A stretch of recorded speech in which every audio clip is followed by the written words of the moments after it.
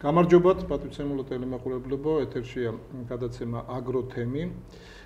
ჩვენ გვინდა გავაგრძელოთ ციკლი. დღეს ჩვენი სტუმარია ბატონი ფაზილ ალიევი, ისტორიკოსი პროფესიით, პოლიტიკოსი, ძალიან გამოცდილი ადამიანი თავის სფეროში და ზოგადად კარგად იცნობს თვითმმართველობის საკითხებს, თვითმმართველობის მიმართულებით ნამუშევარიც აქვს ძალიან ადრე, მაგრამ გარდა მის გამგებლის მოადგილედ, მაშინ პრეფექტი ერქვა 91-91 წლის პერიოდში და მას შემდეგაც ძალიან დიდია, ასე ვთქვათ, მისი ხედვა, ცოდნა და გამოცდილება ამ ნაწილში.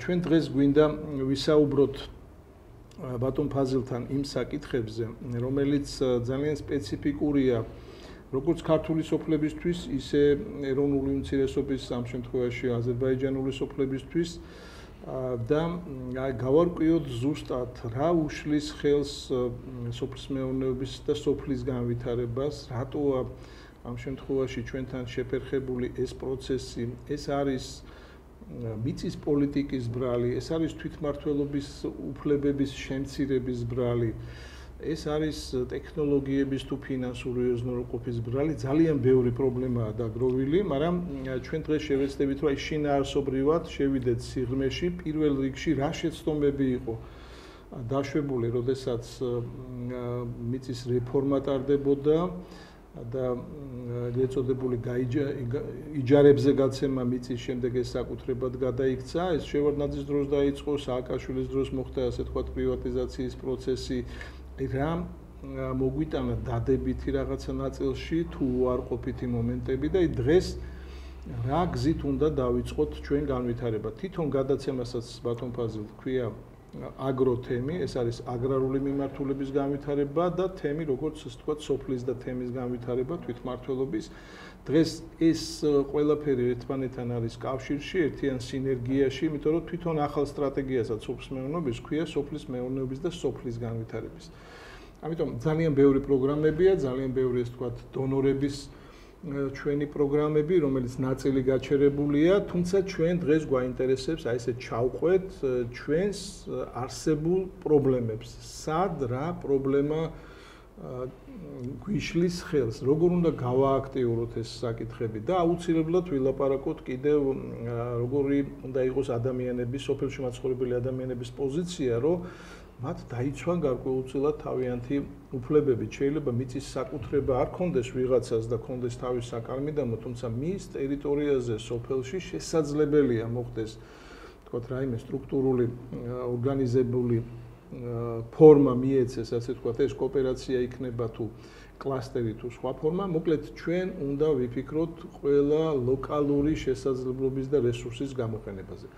აი რომ მივყვეთ ახლა ამ ჩვენი, ასე ვთქვათ, წარსულით და გამოცდილებით, როგორ ფიქრობთ, მე ჩემის აზრით და კითხვაც ამას მოიცავს, თვითმმართველობაში დაშვებული გარკვეული შეცდომები და თვითმმართველობაში მიშვებული ელემენტები იძლევა საშუალებას, რომ ვერ მოხდეს, ასე ვთქვათ, სწორი კონცენტრაცია ადგილებზე და იმ სოფლის განვითარებაზე ჩვენ ფაქტიურად ვერ ფიქრობთ და ამაში პირველი დანაშაული ალბათ სააკაშვილის ხელისუფლებას მიუძღვის, როდესაც საერთოდ გააუქმეს სოფლის სტატუსი და ეგრეთ წოდებული, ესე ვთქვათ, სელსავეტები, რომელიც ვთქვათ, ქვემო ქართლში გარკვეული გავლენით და ძალით სარგებლობდნენ, დღეს საერთოდ არარავები არიან, განოლებულია მათი ფუნქცია. აი როგორ ფიქრობთ, სად იყო ყველაზე დიდი შეცდომა დაშვებული და საიდან უნდა დავიწყოთ ნელ-ნელა ამის გამოსწორება, თვითმმართველობის კუთხით ვიძახი და მერე ჩაუღრმავდეთ თვითონ სოფლის მეურნეობის თემატიკასაც. მოგისალმებით ბატონ გორჩა, მოგისალმებით ტელემაყურებლებს. ჩვენ მუშაობდით, მე ვიყავი ბატონ ზიად გამსახურია თანამებრძოლი და მუშაობდი მისი როგორ ერთ-ერთი კადრი. პირველად ვიყავი ქალაქ გარდაბნის მერი, მერე პრეფექტის მოადგილე. მაშინ იყო გარდამავალი პერიოდი საბჭოთა კავშირიდან, ჩვენ გადმოვედით, ასე ვთქვათ, თავისუფალი დამოუკიდებელი საქართველოს აშენება. და მაშინ ჩვენ ფაქტიურად მუშაობდით 24 საათი ხელმძღვანელები რაიონების და ყველაფერი ვიცოდეთ ჩვენ რომელი მეურნეობაში სავხოზე ამბობდნენ ადრე. ხო და რა გეგმები აქვს, ვინ რა უნდა გააკეთოს და ძალიან რთული სიტუაცია იყო მაშინ, უჭირდა საზღვაობის სიტუაცია. მე მეურნეობის დირექტორებთან ერთად რამდენიმეჯერ მივედი ბაქოში, იქიდან მივიღეთ დახმარების სახით საზღვავი, ჩამოიტანეთ და კარგად მუშაობდა. მე როგორ ვიცი, ჩვენი მეურნეობები რაც იყო გარდამის რაიონში, მთელი საქართველოს ფარგლებში იყო ძალიან ისეთი აქტიური იყვნენ და პირველი, მეორე, მესამე ადგილებზე იყო ჩვენი მეურნეობები. ის გარდამავალი პერიოდი, რო ჩვენ გადავედით, ხო? იშლებოდა ეს სისტემა, საერთოდ მეურნეობის სისტემა, ასე ვთქვათ, კალხოზები, სამხოზები და ჩვენ მზად არ ვიყავით, რომ დაშლა კი იოლია ნებისმიერი ორგანიზაციის ახალი სტრუქტურის შექმნაზე არ ვიყავით. ჩვენ მზად არ ვიყავით, იმიტომ რომ პოლიტიკურად ისეთ სიტუაციაში იყო საქართველოს შიდა ომი, გადადრეალება, მერე გარდამავალი პერიოდი მზად გამსახურდის, ასე ვთქვათ, ხელმძღვანელები დროიდან მერე შევარნაძეს მოსვლის დროს ამ რამდენიმე წელი საერთოდ 5-6-7 წელი მერე მხედრიონი, მერე გვარდია, მერე სხვები ხო და ძალიან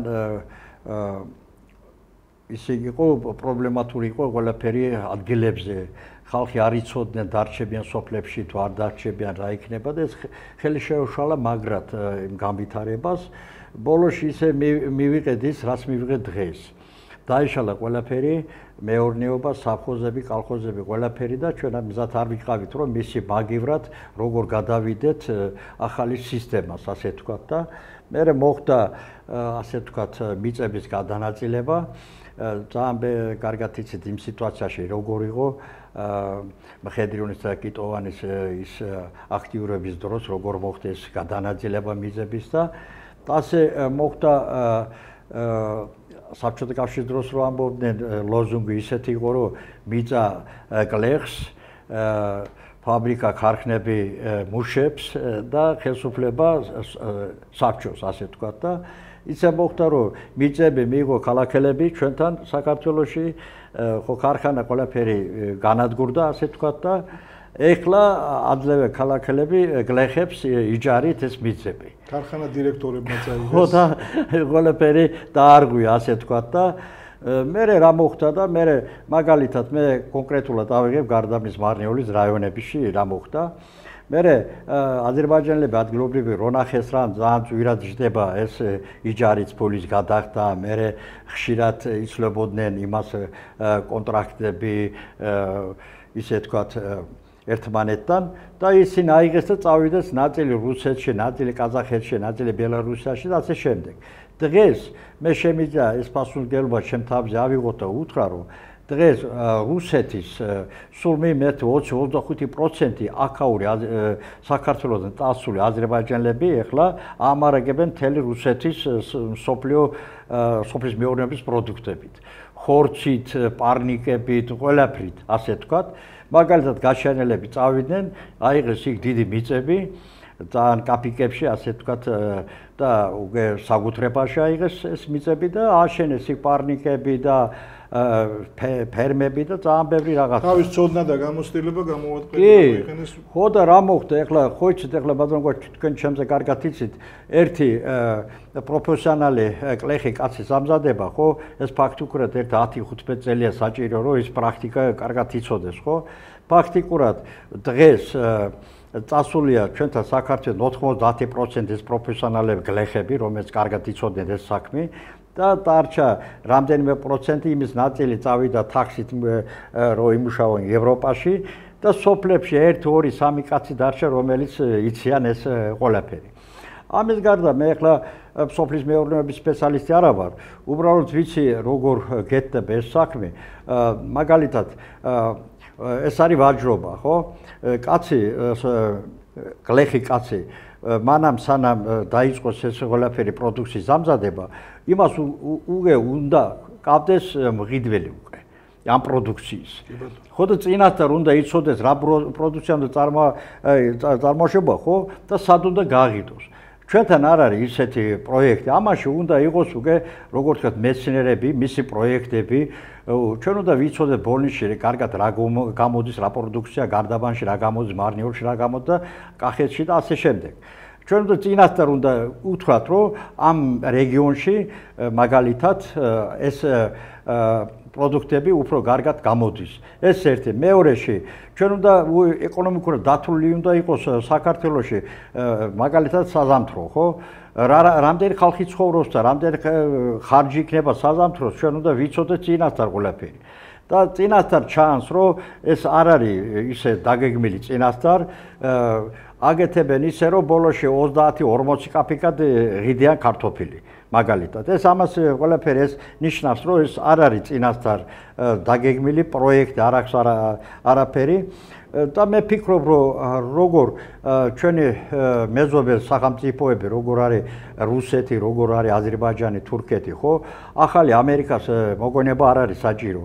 ჩვენ შეიძლება იმასთან კარგად ვითანამშრომლოთ, იქიდან მოვიყვანოთ საქართველოში სტუმრებს, სპეციალისტები ამ მიმართულებით და კარგად შექმნათ სიტუაცია, რომ ჩვენ სახელმწიფო საქართველოს ფაქტიკურად 70-80% მე როგორ ვიცი სოფლის მეურნეობის ის არის მიმართულებით არის იმპორტზე დამოკიდებული. კი.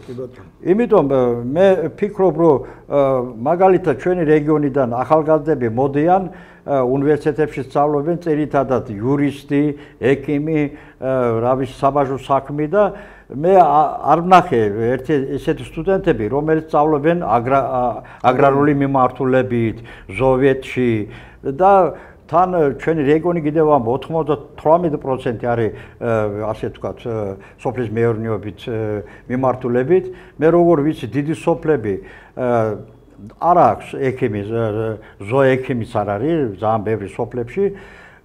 მე ფიქრობ, რომ ცენტრალური ხელმძღვანელობა უნდა ამაზე ყურადღება მიცეს სერიოზულად.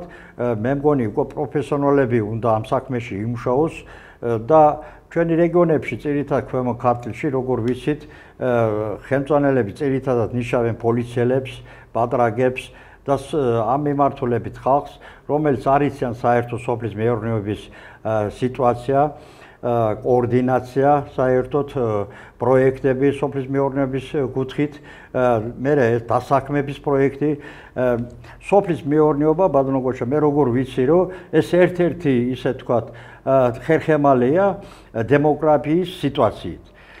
თუ ხალხი მე ხშირად დავდივარ დასავლეთ საქართველოში და ძალიან ბევრი სოფელი ცარიელია ფაქტიკურად. ადრე როგორ იყო საბჭოთა კავშირი ან კიდე ადრე როგორ იყო ქალაქებში ცხოვრობდა ცოტა ხალხი, ინტელიგენცია, სოფლებში იყო ბლომოთ ხალხი. და ყოველ ოჯახში, იმაში ოჯახებში იყო 5, 6, 7, 8 ბავშვი. ეხლა ფაქტიკურად თუ სოფლები უკვე ცარიელია, ხო? იქიდან ეს უკვე არ მოდის, ისა თქვათ, ხო, შეფსება არ მოდის, ხალხის რაოდენობა არ არის, როგორ არის ქალაქ თბილისი დღეს შესრულებს ამ ფუნქციას, როგორ ტრანზიტის. ესე იგი, მოდიან სოფლებიდან ქალაქში, ცოტა მუშაობენ, ფული იშოვეს, მერე მიდიან აქედან ევროპაში. ასე თქვათ, უკვე ცარიელია სოფლები, უკვე დემოგრაფიული კრიზისი იწყება. ერთ-ერთი პრობლემა არის, ასე თქვა, სოფლების უკვე ცარიელი რო არის, მეორე ნარკოტიკი, ამ დონეზე არის ეს პოლიტიკა. თუ ჩვენ გვინდა რომ საქართველოს ასე თქვა მოსახლეობას არ შეაფსოთ ჩინელების და პაკისტანელების და ირანელების იმის და იყოს აქ საქართველოს მოქალაქეები, მაშინ უნდა გავაძლიეროთ სოფლები. სოფელში, სოფელი ეს იყო კულტურა, ჩვენი ისტორიული კულტურა, იყო გლეხი კაცი, იყო ქალაქელი კაცი და ასე იყო, ასე ურთიერთობა და ამით განვითარდებოდა სახელმწიფო. აი მე ახლა მინდა რომ ჩვენ ზუსტად მაყურებლებისთვის დავიჭიროთ ის მომენტი, ხაზგასმით, ძალიან კარგად ჩამოაყალიბეთ თქვენ და ნახეთ ახლა რა მინდა რომ გამოვკვეთოთ ის რაც მოხდა ჩვენთან, თქვათ, მიწების ნაწილში, მეურნეობების დაშლის, თქვათ, მათი გაუქმების და ახალი სტრუქტურის არ შექმნის ნაწილში და მოხდა ქარხნების, საწარმოების და სოფლის მეურნეობის და ასე შემდეგ, ამას ქვია თანამედროვე ენაზე ველური კაპიტალიზმი, ჩვენ ვერ გავეკეცით ამ ველურ კაპიტალიზმს, გადავიარეთ ეს ველური კაპიტალიზმი, თუმცა შემდეგ მოვიდა ეტაპი, როდესაც ყველაფერი წავიდა, აი ყველაფერი იყიდება და ყველაფრის გაყიდვა შეიძლება და რაც შეიძლება მეტი ინვესტიცია და ეს იყო თქვა სააკაშვილის და ასე თქვა ბენდუქიძის პოლიტიკა, როდესაც ნამუსის გარდა ყველაფერი იყიდება, თუმცა ზოგიერთებს ნამუსი საერთოდ არ ქონდათ, ხო? ამანაც შექმნა აბსოლუტურად არანორმალური სიტუაცია და თქვენ ძალიან კარგად მიაგენით, როდესაც ახსენეთ თქვა რეგიონებში ხელმძღვანელების პროფესიები, მათი დონე, რომ ნახეთ სად მივდივართ, იქ ახსენეთ ჩვენი მეზობლები, რომ არაფერი არ არის განსაკუთრებულად მოსაფიქრებელი და მოგონება ჩვენ არ გვჭირდება ახალი ესე ვთქვათ მოდელის, თუმცა საქართველოსთვის ახალი მოდელი მის სპეციფიკით უნდა მოვარგოთ, რომ სახელმწიფოს როლი, სახელმწიფოს მნიშვნელობა, სახელმწიფო მართვის მექანიზმები, სახელმწიფოს ინსტიტუციური დალაგების ამ პროცესების ეს არის შეუქცევადი, ამას ვერაფერი ვერ შეავსებს. ეს არის თემა, რომელიც არის სახელმწიფოს გასაკეთებელი. აი ჩვენ მივადექით ახლა პროცესს, როდესაც გავიარეთ ერთი საფეხური, მეორე საფეხური, რაღაცა განვითარების თუ განუვითარებლობის გარკვეული ფაზები, მივედით იმ კონდიციამდე და რითიც ახლა თქვენ დაასრულეთ, მივედით დემოგრაფიულ კოლაფსამდე, ამას დემოგრაფიული კოლაფსი ქვია, კატასტროფა, რომ ხალხი გაგვირბის აქედან. აქ ამ შემთხვევაში ეროვნული ნიშანს საერთოდ არ აქვს. ქართველებიც გარბიან, აზერბაიჯანელები უფრო მეტი არიან გაქცეულები და სომხები კიდევ უფრო მეტი არიან გაქცეულები. და მოდიან ჩინელები, პაკისტანელები, ირანელები. მოდიან სხვა ქვეყნიდან ადამიანები და ეს ამას ჩვენ ვერ გავექცევით. ამ შევსებას ცარიელი ადგილი არ რჩება დიდხანსო, იციან ესეთი გამოთქმა, ეს შეივსება. ამიტომ რა გვჭირდება? ჩვენ გვჭირდება იმ სოფლების მაქსიმალურად გაძლიერება, შენარჩუნება, იმ მიწის პოტენციალის გამოყენება. ჩვენ საუბრობდით ახლა, როდესაც მოვდიოდით გზაში, რომ ძალიან მნიშვნელოვანია ამ პროცესში და აგროთემიც ძირითადად იხედება კოოპერაციისკენ. კოოპერაციის გარეშე ვერც ჩვენ მეზობელ თურქეთში, ვერც ევროპულ ქვეყნებში და ვერც თქვა დანარჩენ მსოფლიოს ქვეყნებში ვერ მიაღწიეს რაიმე განსაკუთრებულ შედეგს. აი ახლა რო ავიღოთ იგივე თქვა თურქეთის მაგალითი. დავანებოთ თავი თქვა ევროპულს, ან იაპონურს, ან ამერიკულს და სხვას. ჩვენი მეზობელი თურქეთის მაგალითი, ავიღოთ რა მიმართულებით მოახდინეს თურქებმა თავისი საქმიანობის, ოფისმენობის საქმიანობის გაძლიერება და დღეს ფაზილი იტყვის, იმიტომ რომ აქვს ძალიან ბევრი საინტერესო ინფორმაცია, მაგრამ ციფრსაც დავასახელებ, თუ 25 მილიარდამდე ყოველწლიურად იხარჯება თურქეთში ოფისმენობის განვითარებისთვის. ეს ძალიან დიდი თანხაა, მაგრამ ეს თანხა არ იხარჯება ისე, როგორც საქართველოში იხარჯება, რომ რაღაცა გაურკვევლა ეს იხარჯება კონტროლის ქვეშ და რასაც მე ხშირად საუბრობ, რომ წრე არის შეკრული, ჯაჭვია შეკრული. ჯაჭვი ნიშნავს რას? რომ შენ უნდა მქონდეს ზუსტად რითი იწყებ, რითი ამთავრებ. ახსენა ფაზილმა საფასო პოლიტიკა, დაკვეთების პოლიტიკა, მე რაღაცა მომყავს და არ ვიცი რისთვის მომყავს და ვისთვის მომყავს. არა ხალხო, თემ სოფლიოში არ არის ესეთი ის რომ რაც გინდა მოიყვანე და მე რაც გინდა ქენი. ესეთ ფუფუნება არც ერთ ქვეყანას არ აქვს. თუ ვინმე რაღაცას შრომობს, მოყავს, მათ სახელმწიფო სტრუქტურებია თუ ზოგადად კომერციული სტრუქტურები ჩართული არიან, რომ ეს პროდუქცია თავისი მომხმარებელი ნახოს, ხო? ეხლა ნახეთ თურქულ ვარიანტში რა არის ყველაზე მნიშვნელოვანი და მე მივცემ ფაზილს საშუალებას რომ გავშალოთ ეს თემა. თურქულ კოოპერაციულ პროექტში ყველაზე მნიშვნელოვანია ორი ძირითადი ხაზი. ერთი ხაზი არის ფული. ფული, რომელიც არა იაფის სესხით, რომელიც ძირითადად ბანკებს ამდიდრებს საბოლოო ჯამში და არჩევს ადამიანებს.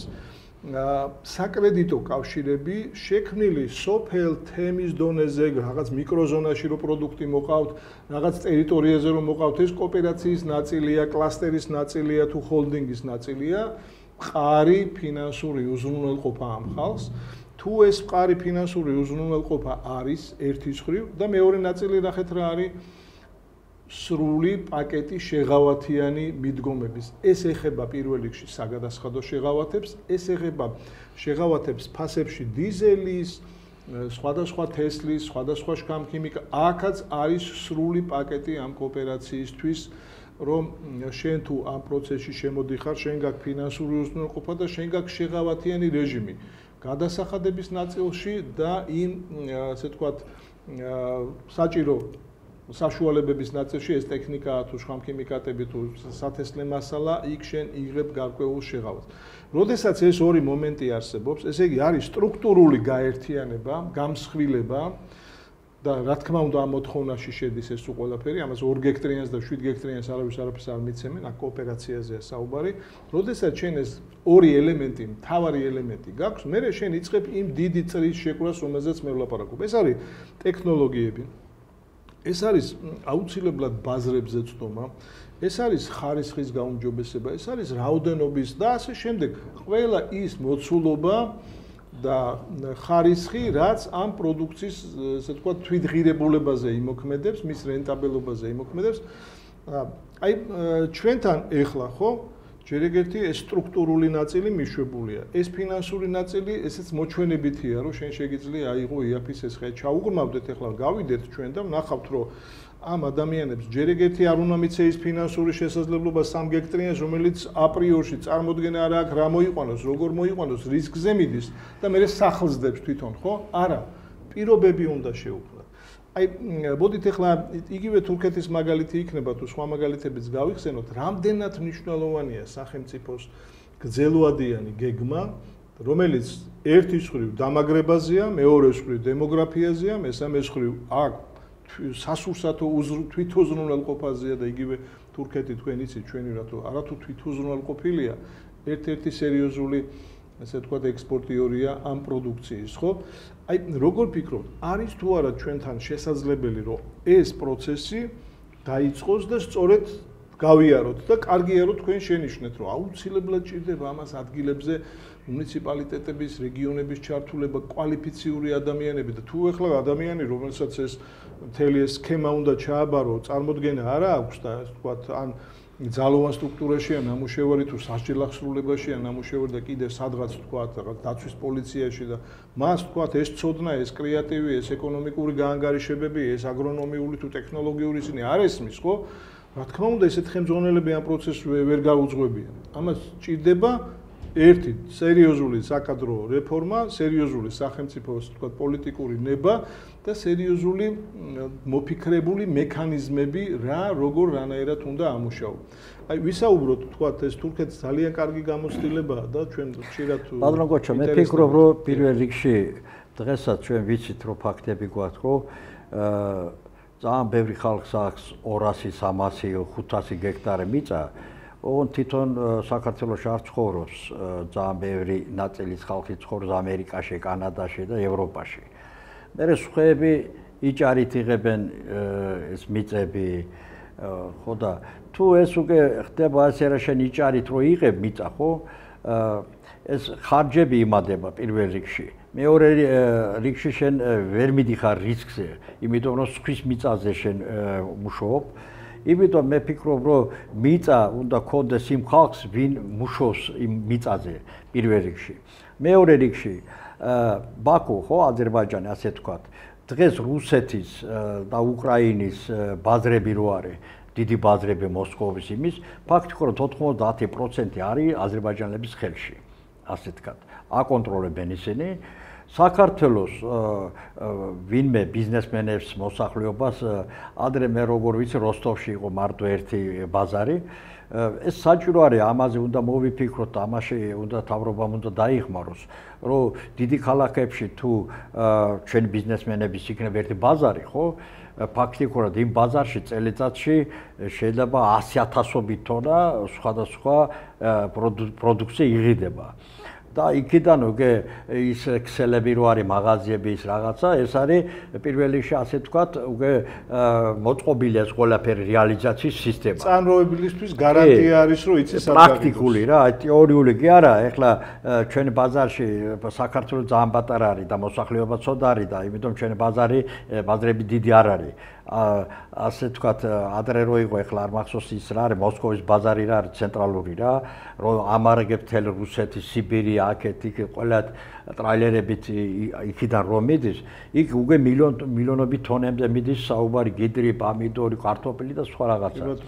ის თუ ჩვენ ვინმე საქართველოს მოქალაქე აიღებს ხელში რომელიმე ბაზარი, კერძო ბაზარი გახსნება, ხო? ასე თქვათ. ისინი უკვე წინასწარ შეიძლება ქვემო ქართლს უთხრას, რომ მე წელიწადში შენთან მინდა 100,000 ტონა ეს კარტოფილი, იმდენი პომიდორი, იმდენი კიტრი, იმდენი ასე შემდეგ. ამის მერე უკვე შეიძლება ადგილზე უკვე 100%-იანი მყიდველი რო გაქვს, უკვე შეიძლება მასივრების გაკეთება, უკვე ზამთრის სეზონში ამზადება პროდუქციის და ბევრი რამე შეიძლება. ფაქტიურად თქვენ ყვებით იმ სქემას, რა სქემას აზერბაიჯანმა და თურქეთმა იმუშავა. ვაჯრობ ეს არის აზერბაიჯანელის პროფესია, ერთ-ერთი პროფესია, ასე თქვა და ისინი პრაქტიკულად კარგად იციან ეს საქმე. ეს ეხლა აზერბაიჯანელების ხელში რო არის ბაზრები, ეს თურქებისთვისაც კარგია, იმიტომ რომ თურქეთი და აზერბაიჯანი ხო ის ერთივე იგივეა. ესე იგი აზერბაიჯანი თუ არის ბაზარი, თურქეთიდან რეკავენ, უკვე თურქეთიდან ჩამოდის და ის ერთად მუშაობენ, აღებულია მთელი რუსეთის საბაზრო სისტემა, ასე თქვა რა, მისი ხელშია. ჩვენ მე არ ვამბობ ეხლა იმასთან შეიძლება დიდი კონკურენცია რაღაცა. 10%, 20% რო ჩვენთვის იყოს ეს ბაზარი, ასე თქვა, სიტუაცია, ჩვენ მე ფიქრობ, რომ კარგი რეალიზაცია იქნება, იმიტომ რომ ეხლა ტერიტორია კარგი მოტივაცია იქნება, მოტივაციაც იქნება და ხალხში ურთიერთობა იქნება, იქიდან დაფინანსებაც იქნება და სხვა რაღაცა. ისა, ბატონ ფაზილ, აი ნახეთ შეიძლება ვიღაცას კითხვა გაუჩნდეს, რომ რატო კაცო რუსეთში რა გვინდა, აი ჩვენ ევროპასთან გვინდა რაღაცა, მე მინდა ყველას მოგმართოთ, რომ ევროპასთან ჯერ ჩვენ ძალიან ბევრი დაბრკოლება გვაქვს, ძალიან ბევრი სტანდარტი გვაქვს, ასე ვთქვათ, შესასრულებელი. მე ევროპა არის დაცული ბაზარი, მათ აქვთ, ასე ვთქვათ, სისტემა კვოტირების, ლიმიტირების და ასე შემდეგ. რთულია იქ. ხო, იქ ძალიან რთულია და მით უმეტეს, როცა ჩვენ საუბრობთ მიკროზონულ პროდუქტებზე, ხო, ის რაც მოდის, ვთქვათ, კავკასიაში, ის ვერ მოდის რუსეთის, ვთქვათ, აბსოლუტურად 90% ტერიტორიაზე და ამ დროს ევროპა ესპანეთი, იტალია, საბერძნეთი, გერმანიის სამხრეთი, თუ საფრანგეთის სამხრეთი და ასე შემდეგ, თუ პორტუგალია, იქ იმდენი ზონა ისეთივე როგორიც ჩვენ, მოკლედ კონკურენცია იქ საშინლად მძიმეა. ამ კონკურენციაში ჩვენ შეიძლება 1 წელი, 2, 5 და დანარჩენი ვერ გავუძლოთ საერთოდ და გავჩერდეთ. ამიტომ ეს ჩრდილოეთის ბაზარი ჩვენთვის შესაძლებლობაა, რომ ეს დარგი განვითარდეს. ხანდახან მე მექნება ხოლმე შტაბ-ეჭდილება, რომ ჩვენი დასავლელი მეგობრები შეგნებულად ცდილობენ, რომ აქ არ იყოს ეს თემა განვითარებული, იმიტომ რომ მე გინდა თუ არ გინდა ჭარბი პროდუქციით ებმები ჩრდილოეთს და არ იყო დამოკიდებული და ხანდახან მე მგონი რაღაც დაბკოლებებსაც ქმნიან ხოლმე. ამ ნაწილში ახლა ევროპაში შეიძლება პატარა იმით რაოდენობით ნონა ტექნოლოგიებით ამზადებული პროდუქცია რაღაც ნელა-ნელა შესლა, იმიტომ რომ თქვენთვის არ იყოს ძალიან რთულია ევროპული ბაზარში შესვლა. თან იქ კონკურენცია ძალიან მაგარია. იმიტომ რომ პირობების, მოთხოვნების, სტანდარტების თვალსაზრისით. მაგალითად თურქეთი, ხო, თურქეთი ითვლება ევროპის ერთი ნაწილი, ასე ვთქვათ, თურქეთი დღეს მსოფლიოში მე-7 ადგილზეა სოფლის მეურნეობის განვითარების, სოფლის მეურნეობის პროდუქციის ექსპორტზე და ევროპაში პირველ ადგილზეა. ხო და თურქეთში არის ისეთი კანონი, რომ ისინი აფინანსებენ სოფლის მეურნეობა თითეულ ცხვარზე, საქონელზე, ნებისმიერ სოფლის მეურნეობის იმის მიმართულებით რამე პროექტები გაქვს, აფინანსებენ ყველაფერს. ოღონდ არის სახელმწიფოს მკაცრი კონტროლის ქვეშ ყველაფერი. თან ისეთი კანონები კიდე არის თურქეთში, რომ თუ თურქი ბიზნესმენი წავიდა უცხოეთში, იქ დაიწყო რამე ბიზნესი, ასე ვთქვათ, და ამას აძლევენ გრძელვადიანი, ძალიან პატარა იმის 1%-იანი, ასე ვთქვათ, სესხი გრძელვადიანი. ისაც მაგრად დაიხმარა იმის ეკონომიკას თურქეთის, მაგალითად, მიდიხარ შენ რუსეთში, თურქი თუ მიდის რუსეთში, აგათეს ფერმა, პარნიკები, სამშენებლო სექტორში იწყებს მუშაობა, მერე მოდის იქიდან თავისი რეგისტრირებული იმით შპს ყველაფრიანად, მოდის და მილიონობით დოლარი იღებს გრძელვადიანი 1%-იანი, ასე ვთქვათ, სესხი. ეს დაიხმარება, კიდევ ვამბობ, განვითარება თურქეთის. ეხლა ჩვენ მე ასე ფიქრობ, როგორ ვაგეთებ დღეს და წელიწადში, 2 წელიწადში ერთჯერ მიდიან საქართველოს ვინმე დელეგაცია კონფერენციაზე თურქეთში ან ერთი დღიანი შეხვედრა, ან 2 საათიანი შეხვედრა და მე ბრუნდება, მე ტელეფონით და ბოლოს არაფერი არ გამოდის. მე ფიქრობ, რომ ასე არ უნდა გაგეთეს ეს ყველაფერი, იმიტომ რომ როგორ თურქეთი, იგივე საქართველო. იქ არის სხვადასხვა, ისე თქვა რა, რეგიონები. როგორ მთიანი რეგიონი არის, როგორ ასე თქვა ქვემო ქართლი, როგორ სამეგრელო, სვანეთი, აჯარა, იგივე არის თურქეთი. ჩვენ ის რეგიონები უნდა გავანაწილოთ, ხო? და იმ რეგიონებთან პირდაპირ ჩვენ უნდა მივიდეთ. ხო, თავის სპეციფიკიდან გამომდინარე. კი, ჩვენ უნდა მივიდეთ 1 დღიანი და 2 საათიანი, კი არა, საჭირო იქნება 1 თვით, 2 თვით მიდიხარ ადგილზე თავისი სპეციალისტთან ერთად ზიხარ ყველაფერს უღურებ, იმიტომ რომ თურქეთი ეხლა ფაქტიკურად მუშაობს დღეს თანამედროვე მაღალი ევროსტანდარტების იმაზე მუშაობს ტექნოლოგიით და ყველაფრით, ხო? ჩვენ იმიტომ ახალი ამერიკის მოგონება კიდევ არ არის საჭირო, მიდიხარ იქ ბოლო რაც არის, იმასთან ერთად ნელა-ნელა ჩვენ ვიწყებთ სადმე დაწყება, ხო? მაგალითად ავიღოთ პარნიკების, იქ როგორი სისტემა არის. ესე იგი კიდევ ამბობ სხვა მეცხვარების სიტუაცია, საქონელის სიტუაცია, სხვა კულტურების იმას ვიწყებთ. მე ფიქრობ, რომ დღეს ძალიან ცუდია, რომ კიდევ ამბობ თავრობაში, რომ ასე ვთქვათ, სხვა ერების წარმომადგენლები რო არ არიან, ეს ძალიან არასწორი და არ არის კარგი, ხო? თუ მაგალითად იქნება და ერთი აზერბაიჯანელი თურქი ვინმე, ასე ვთქვათ, ავტორიტეტიანი, ხო? იმან შეიძლებოდა მივიდეს ბაქოში, თურქეთში, დეილაპარაკოს მაღალი დონეზე, იმიტომ რომ თურქეთში ცხოვრობენ ძალიან ბევრი ქართველი, ლაზი, ჩვენი ძმები, მეგობრები, ისინი თვითონ არიან დაინტერესებული, ხო?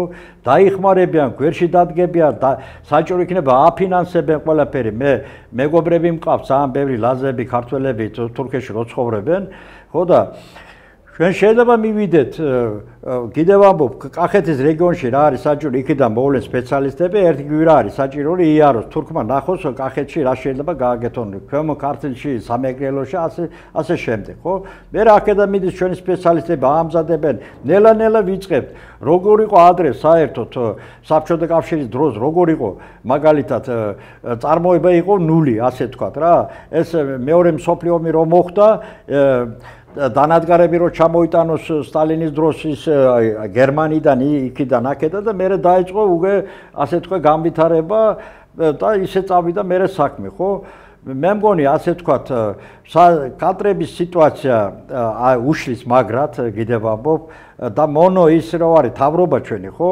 ასე თქვა ეს ძალიან ცუდია კიდევ ამბობ ხალხში ლაპარაკობენ და მე ახლა როგორ პოლიტიკოსი კაცი ღია უნდა უთხრა ხო და თუ იქნება თავრობაში ვინმე აზერბაიჯანელი თურქი ხო ეს ძალიან ისე მიიღებს კულში იმას თურქეთის თავრობა ერდოღანი თვითონ ქართველია ხო იცით ძალიან ბევრი კიდევ ამ ქართველები ლაზები იქაური ცხოვრები თქვენ იცით რომ ისტორიულად აქედან ძალიან ბევრი აზერბაიჯანელია რომელიც კარსში ცხოვრობენ საწყარზე ცხოვრობენ აქაური ურთიერთობები აქვს ნათესაური ურთიერთობები და ჩვენ და ყველაფერი ვისარგებლოთ თქვენ კარგად იცით რომ ბატონზად გამსახურდას დროს აფხაზეთში ომი რო იყო მე წავედი ბაქოში და იქიდან ორი ეშალონი საზღვავი ჩამოიტანე 5 ვაგონი პარაშოკი იმას რა ქვია ფხვნილი ჩამოიტანე სარეცხო პოლიეთილენი ჩამოიტანე და ეს არის 50 მილიონის დოლარის დახმარება დღესაც შეიძლება ამის გაკეთება ძალიან ბევრი ნაწილი შეიძლება ჩვენ საჩუქრად ავიღეთ ძალიან გრძელვადიანი კრედიტით რაღაცას ავიღებ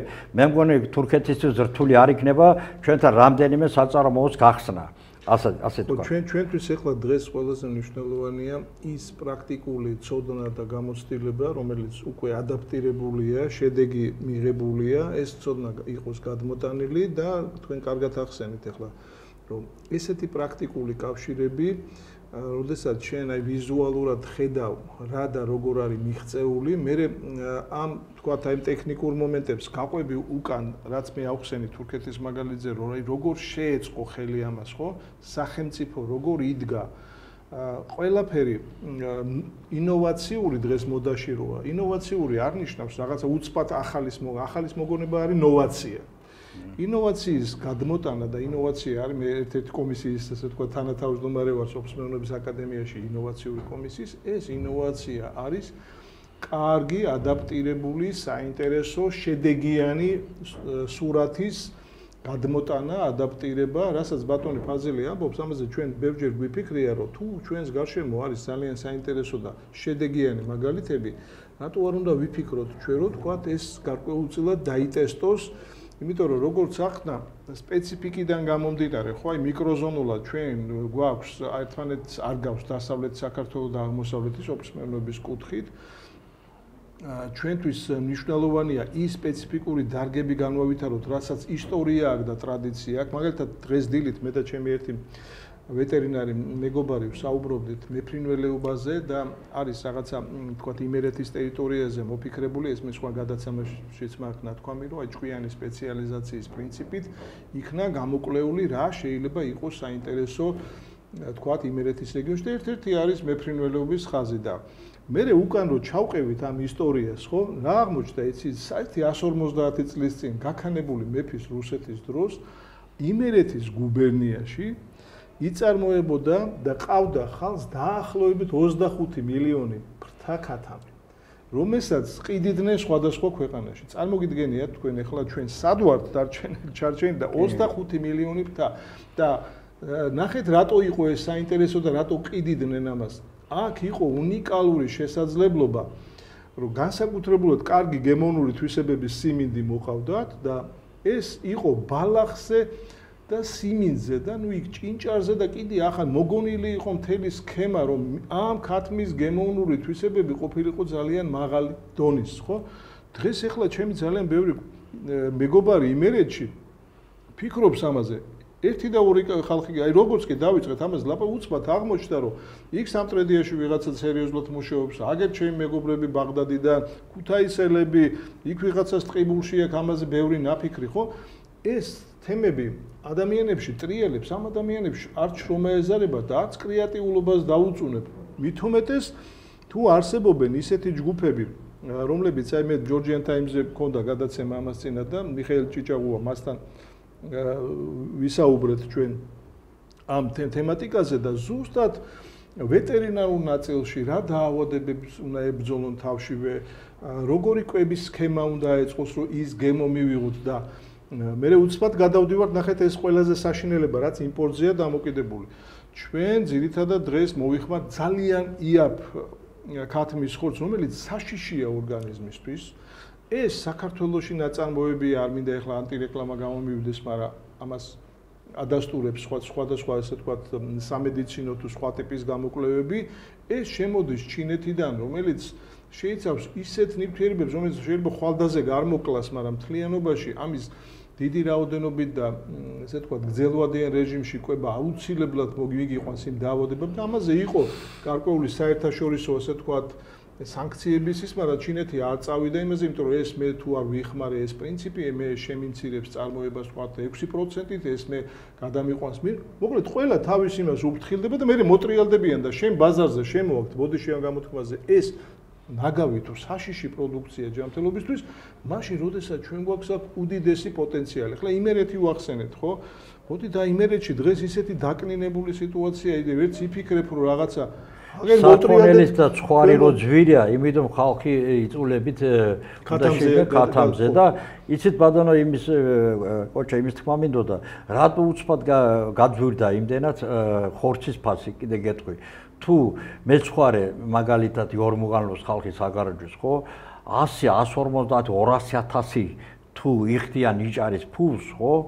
ამას გინდა არ გინდა უნდა დაუმატოს საძოვრების ფულს. კი, საძოვრის ფული თუ იხდიან 200.000-მდე, 100.000, 150.000, ხო? ისინი გინდა არ გინდა უნდა დაუმატოს ხორცის ფასი. ეგ აუცილებლად უნდა ვახსენო ეს საძოვრების თემა, აი ნახეთ გამოსავალი რა იპოვეს. ეხლა წინა ხელისუფლებამ გააკეთა ესეთი რა, რასაც ბატონი ფაზილი ეძახის, ესე იგი საძოვრები არა მეცხვარეებს და იმ ფერმერებს ჰქონდათ. საძოვრები ჰქონდათ სხვადასხვა ძალოვან სტრუქტურებს ან ხელმძღვანელ თანამშრომლებს, ხო? და სააკაშვილის დროს მიიტანეს ამბავი, რომ იცი რა, ეს ვიღაცა პროკურორმა გაიფორმა თუ იქ ვიღაცა პოლიციას აქვს თუ ვიღაცას აქვს ეს საძოვრები, ძირითადად ზაფხულის საძოვრებზეა საუბარი, რა ღირდა საძოვარი 3 ლარი. და იკითხეს მაშინვე და რამდენად აქირავებენო და ნუ აი 15 ლარიდან და ზევით და დაადეს საძოვარს 16 ლარი. ეხლა რა მოხდა?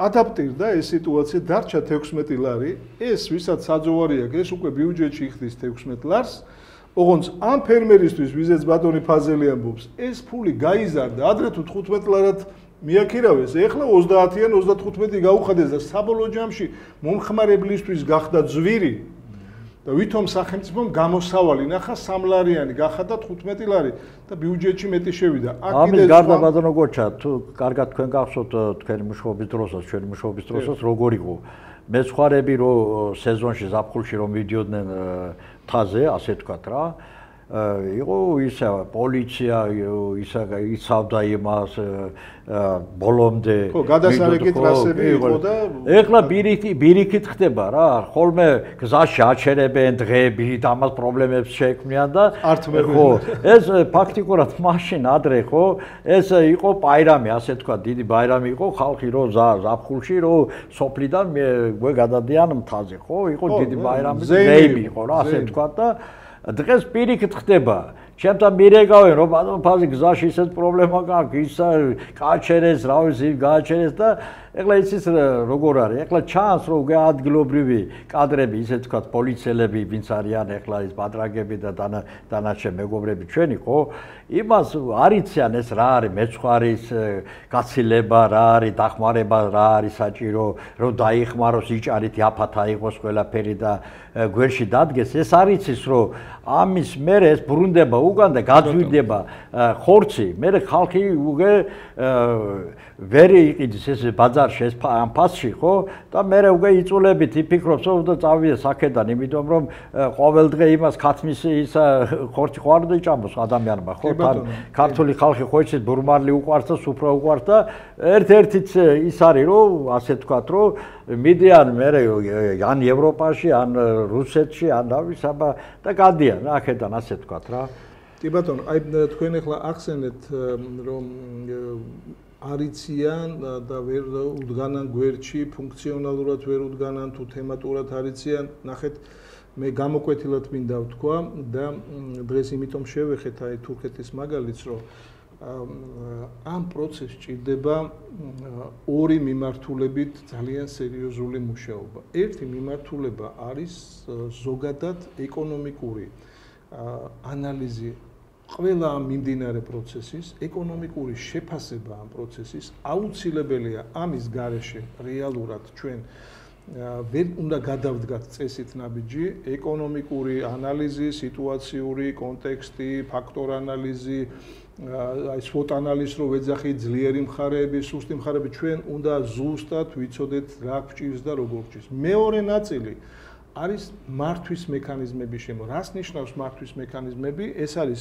ისევ იმ ეკონომიკური ადმინისტრაციული ბერკეტებით, რომ ჩვენ გვჭირდება სტრუქტურა, ჩვენ გვჭირდება ტექნოლოგია, ჩვენ გვჭირდება რენტაბელობა.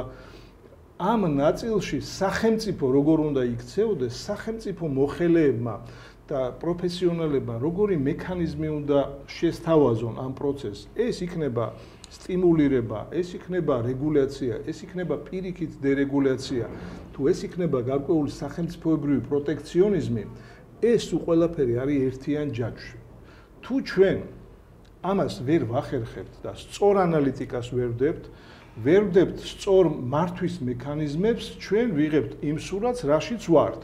ამას კიდევ ემოტება ის საკითხები, რაც ბატონ ფაზილმა ორჯერ ხაზგასმით აღნიშნა, რომ არ შეიძლება რაიონებში იყვნენ ისეთი ხელმძღვანელები, რომლებსაც საერთოდ არ ესმით ეს ყველაფერი, იმიტომ რომ როცა იქ ადამიანები არიან, ფიქრობენ, ფუნქციონალურად ევალება თუ თემატურად გარკვეულები არიან, ისინი ქმნიან გარკვეულ, ასე ვთქვათ, დაკვირვებით მექანიზმებს და უნდა სთავაზობდნენ ცენტრს. უნდა იყოს ეს კავშირი ცენტრალურ ხელისუფლებასა და ადგილობრივ ხელისუფლებას შორის. სამინისტროსთვის ყველაზე დიდი მოკავშირე უნდა იყოს მუნიციპალიტეტი, მისი ხელმძღვანელები და ის გუნდი, რომელიც აქ ამ თავის სამოქმედო ტერიტორიაზე აკვირდება და ფიქრობს როგორ განავითაროს ეს ყველაფერი. კიდევ ერთხელ სწორი ანალიტიკით და კიდევ ერთხელ სწორი მართვის მექანიზმებით, ეკონომიკური მართვის მექანიზმებით, რომელსაც აქვს, ვთქვათ, ეკონომიკური ბერკეტები, რომელსაც აქვს ინსტიტუციური წესები და ასე შემდეგ.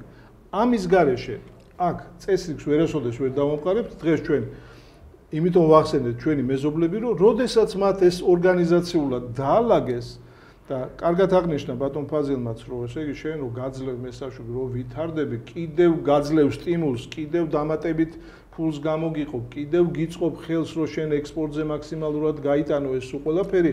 ეს არის აი ესეთი ჩაბმა ამ პროცესში და კარგად იყო ხაზგასმული, რომ აუცილებლად სახელმწიფოს კაცრი პასუხისგებლობის ქვეშ. თუ სახელმწიფოს კაცრი პასუხისგებლობა არ არის და ჩვენ შემთხვევაში ესეა რა. ისე რაღაცა მოგეცი, რა ვქნა, რაც გინდა ის ქენი, ახლა ჩემი რა ბრალია, მე კაბინეტში ვზივარ და შენ რაღაც ვერ გააკეთე. არა ბატონო გოჩა, ახლა ერთი რეპლიკას კეთყვი. თურქეთში მაგალითად ხო 3, 4, 5 ჯერ ასე ვთქვათ, უფრო ძვირია ელექტროობა, გაზი, ტყევადი გაზი ასე ვთქვათ და საზღვავი. ოღონდ 3, 4, 5 ჯერ იაფია პროდუქცია ვიდრე ჩვენთან. ეს უბრალო მათემატიკაა რა. რატო ისე ხდება? საიდან ხდება ეს ყველაფერი, ხო? მე მგონი ამისთვის არ არის რომ აკადემიკოსი ყავს მე კაცი და ამას მარტივი ეკონომისტი რენტაბელობით დაადგენს სად რა მარჟა. ესე იგი არის დამადებითი დატაცია სახელმწიფოს მხრიდან ან ორგანიზებულია ეს ყველაფერი კარგათაა და კიდევ ამბობ ბაზარია ასე თქვა შექმნილი და ამიტომ ისეთ სიტუაცია კიდევ ამბობ 3, 4, 5 ჯერ ისა უფრო ძვირია იქ ელექტროობა, გაზი და იმას საზღვავი ვიდრე ჩვენთან თან მუშახელი ძვირია იქ. ჩვენთან ძალიან იაფია. ოღონდ როგორც ჩანს იქ ყველაფერი ითვლება და საბოლოო ჯამში პროდუქცია არის იაფი. მანამდე ხო საქართველოს ერთ-ერთი უძლიერესი ისა ექსპორტის მიმართულება იყო ხორცის მიმართულება რა, ასე თქვა საქონელი ირანში, ერაყში და არაბეთში და ასე შემდეგ. მე ბოლო დროის რამდენ ჩემ მეგობრებს ველაპარაკე, უკვე უყურებ რომ არა, უკვე უგამიდის ყველაფერი რა. მე მგონი სად უფრო დიდი ექსპორტია, განვითარება, რაღაც არ ვიცი, შეტევა ხდება ან რაღაცა ხდება, გაძვირდება ყველაფერი. მე იმას იგარგება ინტერესი რომ წავიდეს წინ საქმე და მე უკვე მე ვნახე ეს არის ზუსტად ის რომ ჩვენ რაღაცა მომენტში მიტოვებული გვაქვს ეს პროცესი ადამიანებზე და მე მებარება რომ ვარნიოლის რაიონის გამგებელია ან სხვა რაიონების გამგებელი თვითონ იცის თავისი რაიონში რამდენი საქონელია, რამდენი სხვარია და შეიძლება ძირითადად ფიქრობენ რომ ეგ მაგათი საქმე არ არის. ხო და თქვენ დროს ხო იცით ძალიან დიდი როლი თამაშობდა და თან იცი რაოდენობა თუ შემცირდებოდა ამაზე იყო დიდი იმას თათბირები რაღაცა რატო იყო ესე ვთქვათ საქსტატის მონაცემები გროვდებოდა და რაიონის ხელმძღვანელი აწერდა ხოლმე ხელს და ამაზე კონტროლი იყო. კი ბატონო ფაზი ძალიან მალე გაირბინა ჩვენმა დრომ, ძალიან საინტერესო იყო, ჩვენ დაუბრუნდებით კიდევ ამ თემატიკას და აი ბოლოსკენ მინდა კიდევ ერთხელ დაგანახოთ ის რომ ყველაფერი არის რეალურად ჩვენს ხელში, იმ ადამიანების ხელში, ვისაც აწუხებს, ვისაც უნდა ამ პროცესის განვითარება, ჩვენ ერთმანეთს ვერ დავაცილებთ. სოფლის მეურნეობა პირდაპირ მიბმულია სოფელთან, თემთან, მუნიციპალიტეტთან, რეგიონებთან და ის რო თქვათ ამ შემთხვევაში მე და ბატონი ფაზილი აქტიურად მუშაობთ ერთის ხრის სოფლის მეურნეობის ის რა თქმა უნდა გვაინტერესებს და ჩავდივართ სიღრმეში, მაგრამ აუცილებლად მუნიციპალური თემატიკის გაძლიერება, აუცილებლად უნდა მუნიციპალიტეტი გახდეს ეკონომიკური აქტორი და აქტიური ესე ვთქვათ მოთამაშე ამ პროცესში და ჩვენ უნდა მივახციოთ იმას, რომ ცენტრისკენ იქნა შექმნილი ეგრეთ წოდებული ქვემოდან ზემოთ პრინციპი, ამას მე ყველა გადაცემაში ყოველთვის შევახსენებ, რომ ცენტრისკენული მოძრაობა აუცილებელია, რომ ადგილზე შევქნათ შესაბამისი კვლევით პროდუქტი და ეს არის ერთ ვთქვათ ძირითადი ხაზი ამ გადაცემისას და ზოგადად მიმართულებისაც რაც დრო გავა იმედი მაქვს რომ მეც გაიგებს მოსახლეობა, ბევრი ადამიანი შემოგვიერთდება და ეს პლატფორმა უნდა გაძლიერდეს. დიდი მადლობა. რამე ხო არ გინდოდათ ბოლოს? კი, მე მინდა ჩვენ თავრობას მიკმართო, რომ თუ ჩვენ გვინდა ძლიერი საქართველო ვაშენოთ და მე ძალიან დიდი სურვილი მაქვს და როგორც ჩემი სამშობლოს პატრიოტი, უნდა უთხრა თავრობას, რომ მონოთავრობა ეს არ არის კარგი, იმიტომ რომ საქართველოში ცხოვრობს ძალიან ბევრი ეროვნება. თუ კარგი იქნებოდა თავრობაში თუ იქნებოდა აზერბაიჯანელი, სომეხი, ოსი ჩვენ მეგობრები, რუსი, რა ვიცი, აფხაზი, ყველანი, ხო? მაშინ უფრო ძლიერი ვიქნებოდით, თან ურთიერთობა იქნებოდა სხვანაირი. კიდევ ამბობ, ერთი აზერბაიჯანელი თურქი კაცი წასვლა თურქეთში ეს ჩვენ სამშობლოსთვის საქართველოსთვის იქნებოდა ძალიან დიდი მოგება, ასე ვთქვათ და ეკონომიკურად და პოლიტიკურად და ყველა კუთხით. დღეს როგორ არის, იცით ბატონო გოჩა, თუ ვინმე სოფლებში იწყებს ლაპარაკი ჩვენნაირი ხალხი რო პროექტებზე იმაზე, ამბობენ შენ მენშევიკი ხარ რა, როგორ იყო საბჭოთა კავშირის დროს რა. უცბად იწყებენ პოლიტიკური საკითხი. ჩვენ სოფლებში 90 ასე ვთქვათ 10%-ზე მეტი არის ასე აპოლიტიკური ხალხი. არც ოპოზიციის წევრები არიან, არც ოცნების წევრები არიან. საქმეს უნდა ვინმე თუ იწყებს ხმამაღლა ლაპარაკი რო პრობლემებზე უცბად ამბობენ შენ თან ისი ვინ ამბობს კუშინ რო იყო ნაციონალების წევრი ხო დღეს რო არის ოცნების წევრი ისინი ამას აბრალებენ რომ შენ მენშევიკი ყარო რა რატო ბევრი ლაპარაკობო და მე იწყებენ იმას ზეწოლად პოლიციის მხრიდან და ასე მე მინდა კიდევ ამბო ტოლერანტული საქართველო იმიტომ რომ მაკალით უნდა მიცეს ჩვენი ხელისუფლება აქ მცხოვრებ ეროვნებებს ყველას რომ ჩვენ ვართ თანაბარი მეგობრები ძმები და ისიც კიდევ ამბო როგორ თურქეთი ისე რუსეთი აზერბაიჯანი უყურებენ აქეთ საქართველოს იციან რომ ჩვენთან არის დემოკრატიული რესპუბლიკა მე მგონი ას უფრო მომგებიანი იქნება როგორ დავით აღმაშენებლის დრო იყო დავით აღმაშენებს ნათესავები იყვნენ აზერბაიჯანი ღირსშესანიშნავები ისე ყველასთან იყო კარგი ურთიერთობაში შექმნა ძლიერი იმპერია